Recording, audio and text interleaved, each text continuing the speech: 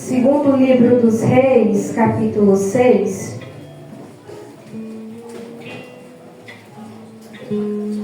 Segundo livro dos Reis, capítulo 6. Quero externar minha gratidão primeiramente a Deus por esta oportunidade que tem me concedido de estar juntamente aqui com os irmãos. Também quero agradecer à irmã Silvana pelo convite. Presbítero Robinei, muito obrigado pelo convite também. Quero também agradecer ao pastor Rogério, que Deus continue abençoando a sua vida, a esposa dele, missionária Joseli, que Deus continue abençoando a sua vida, e o grupo Getsemane. Amém? Amém. Segundo livro dos Reis, capítulo 6, vocês vão encontrar? Amém. Vamos estar lendo do verso 15 ao 17, que diz assim: o servo do homem de Deus levantou-se bem cedo pela manhã e, quando saía, viu que uma tropa com cavalos e carros de guerra havia cercado a cidade. Então ele exclamou: ah, meu senhor, o que faremos? O profeta respondeu: não tenha medo. Aqueles que estão conosco são mais numerosos do que com eles. Eliseu orou: Senhor, abre os olhos dele para que veja. Então o Senhor abriu os olhos do rapaz, que olhou e viu as colinas cheias de cavalo e carros de fogo ao redor de Eliseu. Você pode se assentar. Amém.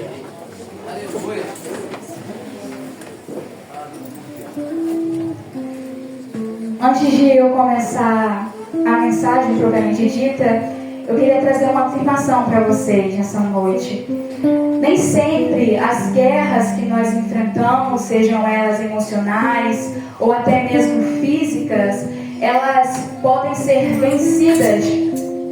Elas podem ser vencidas com a força do nosso braço, né? E por conta disso, eu vou introduzir essa frase nessa mensagem. Segundo o livro dos Reis, capítulo 6, o texto ao qual nós lemos, você pergunta: qual é o cenário desse texto? O cenário desse texto não é nada agradável. O cenário é de guerra entre dois povos, os arameus com os sírios, e assim também o povo de Israel sendo governados por um determinado rei. Uma guerra incessante. Uma guerra que não se resume no capítulo 6. Não é a primeira vez, não é a segunda, muito menos a terceira, e menos ainda a última vez que esses povos se enfrentam. Na verdade, é só mais uma das batalhas entre os sírios e o povo de Deus, que nesse momento era um povo rebelde. Agora, eu te pergunto, qual era o rei de Israel neste momento? A gente sabe que depois da divisão de reinos, veio o reino do norte, o reino do sul. Não vou me estender nisso nem alongar para vocês. Mas agora, o rei que está reinando em Israel, muito obrigada, reinando em Israel, no reino do norte, é o filho de um dos piores, ou talvez o pior rei de Israel, Acabe. E agora Acabe morre, e quem assume o seu lugar é o seu filho Jorão. Quem é Jorão, além de ser filho de Acabe? A Bíblia é enfática em dizer que Jorão, ele é ruim como seu pai, mas nem tanto, porque a Bíblia afirma que Acabe é pior. É um rei mais perverso. Mas mesmo assim, Jorão, ele não se afasta do caminho do mal. Resumo: Jorão é um rei que constantemente peca, idolatrando a outros deuses, e ele leva o povo à idolatria. É um rei que leva o povo a uma instabilidade espiritual. O povo adora Baal, o povo adora Azerá, e Jorão está aplaudindo isso e promovendo isso dentro do povo. Porém, mesmo com a infidelidade do povo de Deus, com os seus mandamentos sendo cada vez mais destruídos, Deus, ele ainda tem um porta-voz no reino do norte para representá-lo, porque em tempos de calamidade espiritual, Deus sempre levanta alguém. Em alguém nós definimos como um profeta, que tem por nome Eliseu. Não vou me ater à história completa de Eliseu. Eliseu, neste momento, está ali no início, para o meado do seu ministério profético. O rei da Síria, agora, vou correr, estamos no verso 8. O verso 8 desse capítulo diz que o rei da Síria, ele agora começa a arquitetar um novo plano, uma nova estratégia de guerra. A Bíblia diz que ele junta todos os seus conselheiros. Para quê? Para agora montar uma nova estratégia de guerra. A Bíblia diz que ele junta seus conselheiros, pensa, repensa, vamos por aqui? Não, Israel já conhece essa emboscada. Vamos por aqui? Aí o conselheiro fala, não, acho que não é melhor por aqui. A afirmação final do verso 8: vamos implantar o nosso acampamento em tal lugar. Não me interessa saber em que lugar, mas era um lugar que o rei da Síria entendeu que poderia sim destruir e conquistar mais um território no reino de Israel. Só que o que eu acho lindo dessa passagem, irmã Silvana, é que o rei da Síria pensa, planeja, arquiteta, ele monta estratégias. Só que dentro do quarto, dentro da casa de Eliseu, Deus dá uma revelação divina para ele. Porque enquanto o homem pensa que pode alguma coisa contra um servo de Deus, Deus já desfez todos os planos dele e ainda assim revela para o profeta.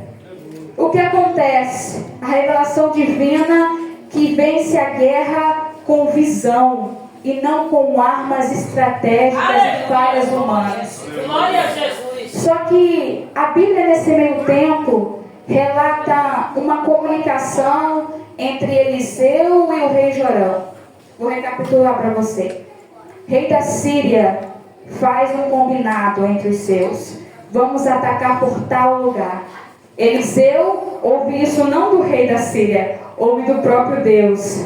A Bíblia diz que Eliseu ele corre, se apressa e vai até o rei Jorão. Lembra que eu falei para vocês? Um rei idólatra, um rei que não temia a Deus, e passa todas as instruções para ele. A Bíblia diz que o rei Jorão corre, vai e vamos ver se é isso mesmo, constata e frustra assim o plano do rei Sírio. Só que uma coisa que eu fiquei me perguntando quando eu estudava essa passagem é porque Deus não mostrava diretamente ao rei. Porque o lógico é Deus sempre mostrar para quem está em uma posição maior. Ou seja, o rei Jorão era quem comandava o povo. O lógico era que Deus revelasse os planos dos sírios para o rei Jorão. Só que eu aprendo nessa passagem que Deus não está se importando muito com o cargo de rei que Jorão carrega nas costas. Sabe por quê? Porque o rei Jorão ele não estava na posição que Deus queria que ele estivesse. Deus não está preocupado com o cargo efetivo que você exerce. Deus está preocupado com a intimidade e o compromisso que você tem com Ele. Porque enquanto Jorão, ele é idólatra, ele peca contra Deus, tem um homem que talvez ninguém conheça, mas está dentro do quarto, tendo oração e intimidade com Deus. E é por isso que Deus revela para ele e não para o rei. Deus não mostra para o rei, porque Deus não está preocupado com a posição. Deus mostra para quem busca estar na posição. Guarde isso no seu coração. Só que agora, o rei da Síria, ele estranha. Porque não é possível, pastor Rogério, que eu arquiteto planos e estratégias e em todas as vezes dá errado. O que está acontecendo? Às vezes, as pessoas, elas sabem que está dando alguma coisa errada, mas não conseguem explicar porque não tem visão de Deus. Porque as pessoas sabem que está tendo alguma coisa errada, mas o homem natural não consegue discernir as coisas de Deus. E o rei da Síria, ele está lá, confuso, com a mente conturbada, querendo entender o que está dando errado, querendo confiar em suas próprias forças, só que todos os planos estão sendo frustrados. E agora o rei da Síria, ele estranha. Suas estratégias de guerra estão dando errado. Ele se ira. E qual é a finalidade agora? Reúne de novo todos os conselheiros. O que ele faz? Acusa de traição. Acusa de traição aqueles conselheiros que outrora fizeram reunião com ele para saber em qual lugar é melhor colocar o acampamento. A resposta para essa acusação é um homem corajoso dentre eles. Este homem corajoso, que é um dos conselheiros, fala: não fui eu. E te garanto, não foi nenhum de nós conselheiros. Mas eu sei quem é que está frustrando os teus planos, rei. Ele sabe quem é. O rei não sabe, mas o conselheiro dentre eles já sabe quem está frustrando os planos do rei. Ele é incisivo, ele é certo. Ele diz: é Eliseu que está fazendo isso. É Eliseu que, quando tu está dentro do teu quarto, pensando e arquitetando, ele também está lá no dele, mas recebendo uma revelação divina direto do céu. Sabe o que isso me lembra? Uma passagem um pouco antes. Acasias, antigo rei do norte, ele cai do telhado e ele está quase morrendo, talvez ele tenha se quebrado todo. E a Bíblia diz que ele manda conselheiros, fala assim: vai lá em Baal-zebub saber se eu vou viver ou vou morrer. A Bíblia diz que ele está no caminho, os mensageiros estão no caminho e encontram com um profeta, o antecessor de Eliseu. Quem? Elias. Eles não sabem que é Elias. Só que Elias fala: por acaso não há Deus em Israel? Para ele procurar Baal-zebub? Falem para ele: dessa cama que você subiu, você não desce mais. Eles voltam. O rei Acasias estranha: por que vocês voltaram tão cedo? A Bíblia diz que eles passam a mensagem de Elias, só que eles não falam quem passou. A Bíblia diz que o rei Acasias, ele fala: quem é esse homem para falar isso comigo? Qual é o nome dele? Eu imagino os mensageiros olhando um para o outro. Essa parte eu esqueci de perguntar, eu não sei quem é. Mas eu me lembro que ele usava roupas de pelo e um cinto de couro. O rei, ele não precisa saber mais nada. Ele fala: é Elias. As pessoas te conhecem. As pessoas, elas sabem como você anda, elas sabem os lugares que você frequenta, elas conhecem quem você é de verdade.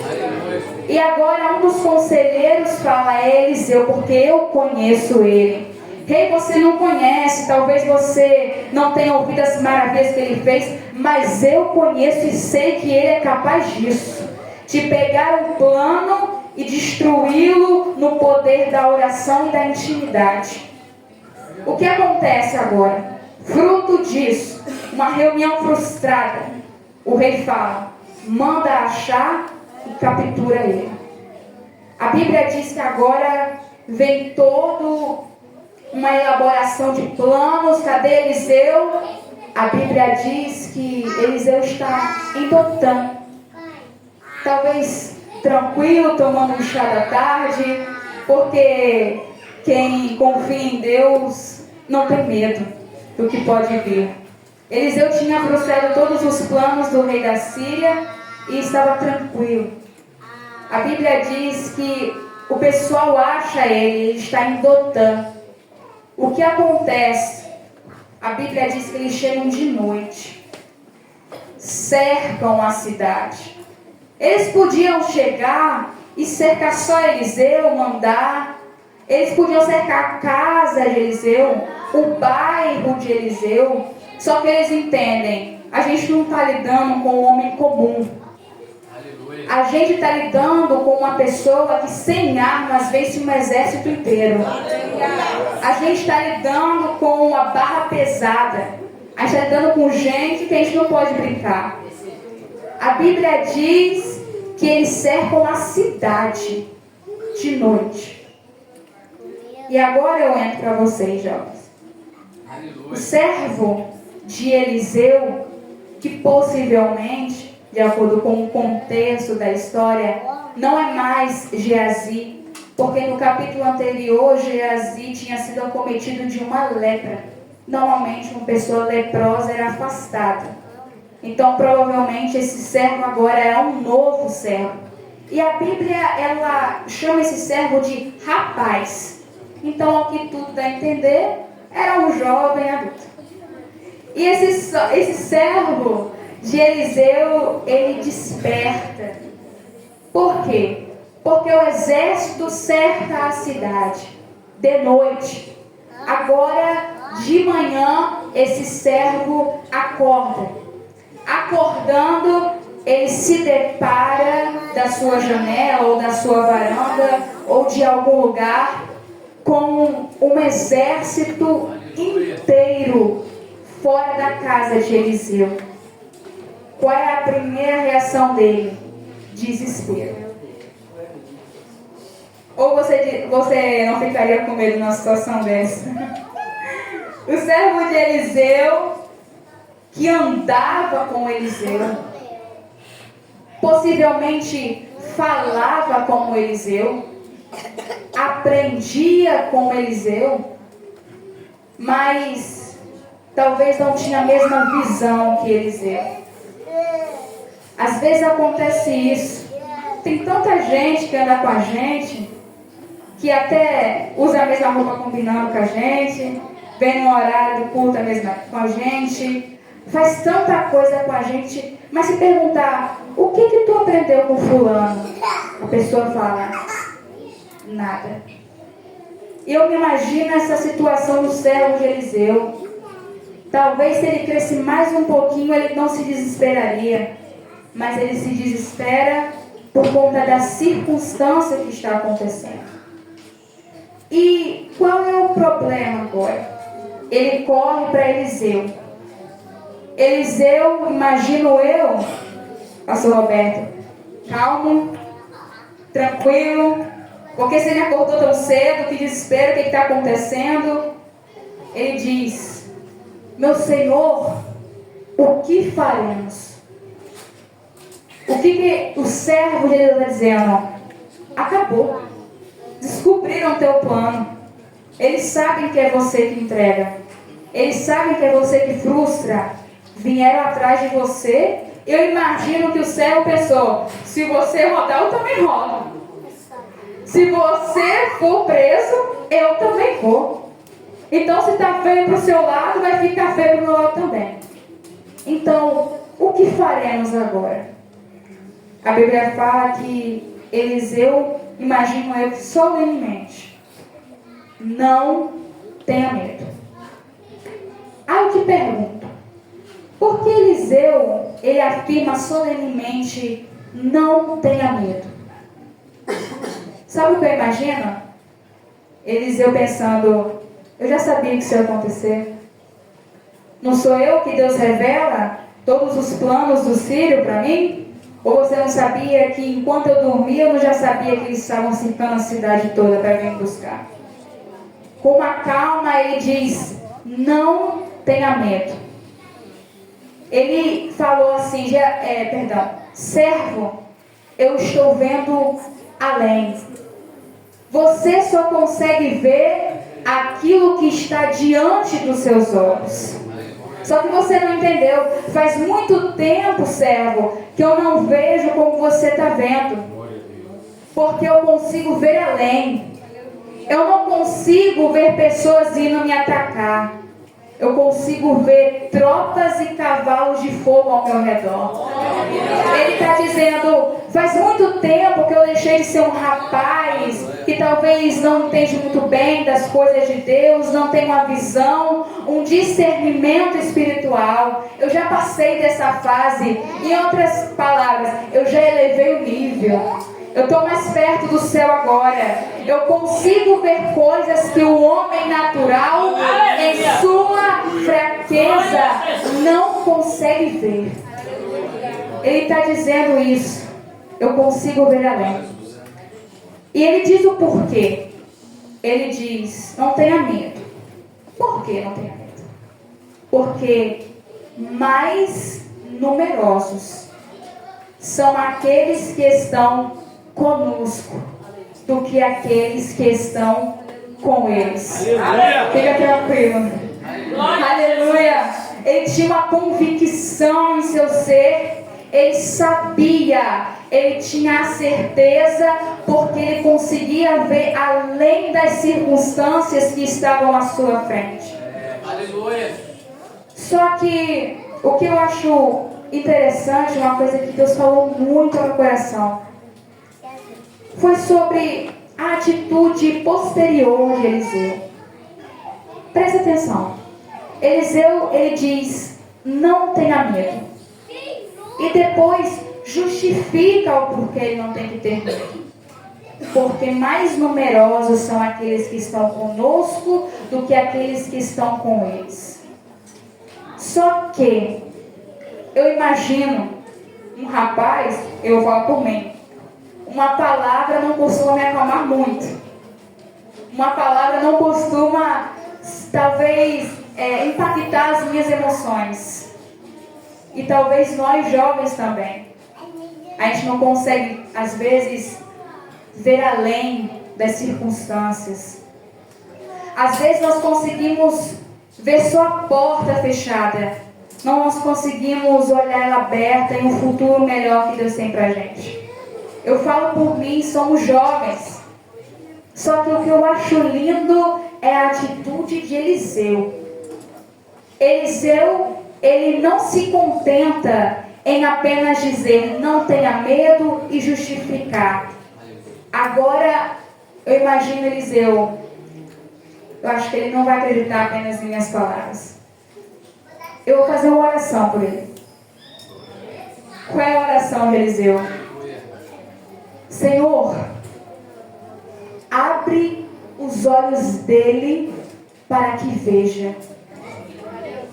Eliseu não queria só que as palavras dele fizessem efeito no coração daquele servo, mas ele queria dar um novo nível para ele. O que ele fala agora? Eu sei que não está bastando falar que vai dar tudo certo. Eu sei que não está bastando falar, espera mais um pouco. Deus está dizendo, eu sei que às vezes falar espera mais um pouco não é solução. Então sabe o que eu vou fazer? Eu vou abrir os seus olhos para que você veja. Aleluia. Nem todos, irmãos, e eu entendo muito bem disso. Muito bem, posso falar com propriedade. Nós jovens às vezes não conseguimos, e até adultos também. Nós não conseguimos ver além daquilo que está à nossa frente. Ele não conseguia ver além daquilo que estava logo adiante dos seus olhos, um exército inteiro cercando uma cidade. Agora, a Bíblia diz que Deus, ele abre os olhos do servo. E a Bíblia diz que ele é aberto e logo assim ele consegue ver carros e cavalos de fogo ao redor de Eliseu. O poder da oração de Eliseu conseguiu fazer com que aquele rapaz subisse o nível dele. Ele só conseguia ver a dificuldade, mas Eliseu falou, então se você não quer ver a dificuldade, eu te dou a solução. Você só consegue ver o exército que te afronta, mas eu vou te mostrar um exército maior que está nos guardando. Você só consegue ver aquilo que te impede, mas Deus está falando, então eu vou mostrar para você a porta que se abre. Deus está dizendo, veja além daquilo que está à sua frente. Porque, e hoje, eu creio que Deus quer fazer muitos Eliseus aqui nessa noite. Os irmãos podem ficar de pé, com a permissão do nosso pastor. Aleluia. E eu creio que, às vezes, por muitas circunstâncias, não conseguimos ver jovens que às vezes não conseguem ver como fazer uma faculdade, ver como fazer um curso, ver como não passar numa prova. Só que hoje eu creio que Deus vai fazer com que vocês vejam além daquilo que impede vocês de conquistarem aquilo que às vezes, por muitas vezes, impedem vocês de enxergar o sobrenatural do Senhor. Eu queria pedir para você colocar a mão no seu coração, que nós estaremos orando pela vida de vocês. E aquilo que impede vocês, por muitas das vezes, de não verem o futuro que Deus tem para vocês, uma porta que Deus tem para vocês, eu creio que Deus vai abrir os olhos de muitos jovens, de muitos irmãos e irmãs aqui nessa noite. Eu creio que subiremos o nível e conseguiremos ver além, e conseguiremos ver aquilo que Deus tem preparado para nós. Feche os seus olhos, meu Deus e meu Pai. Nós estamos aqui, Pai, em Tua presença, Senhor. Queremos Te agradecer pela vida de cada jovem nessa noite. Senhor, nessa noite, Pai, reconhecendo às vezes nossas fraquezas, a nossa pequenez, Pai. Por muitas das vezes só conseguimos ver aquilo que está diante dos nossos olhos, Pai. A porta que não se abre, o gigante que se levanta, o exército que vem contra nós.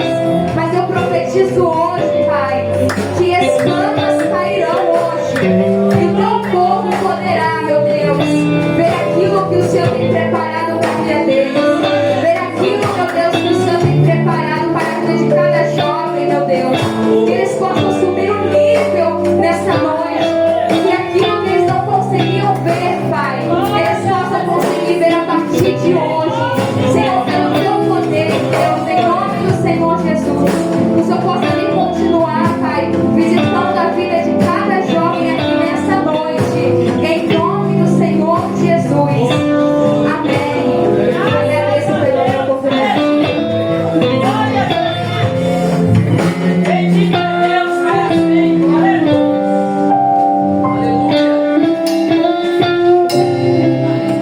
Aleluia.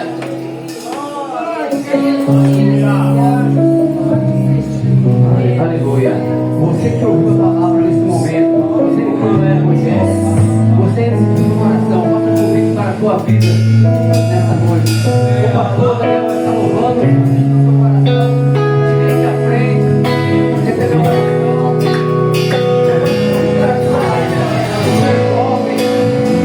Você que está desanimado, você que tem uma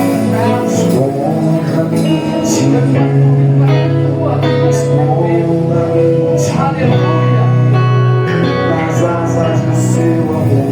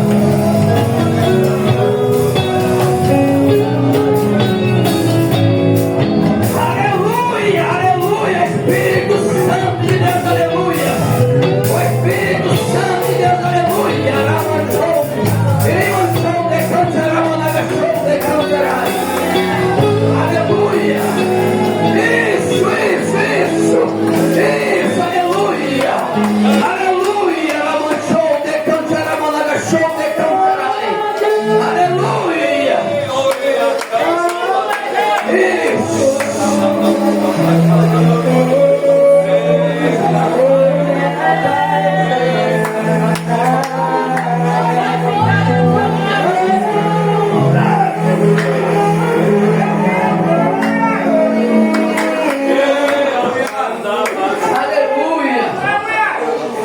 Aleluia. Aleluia. Aleluia.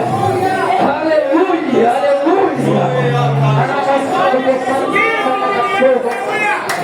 Aleluia. Aleluia.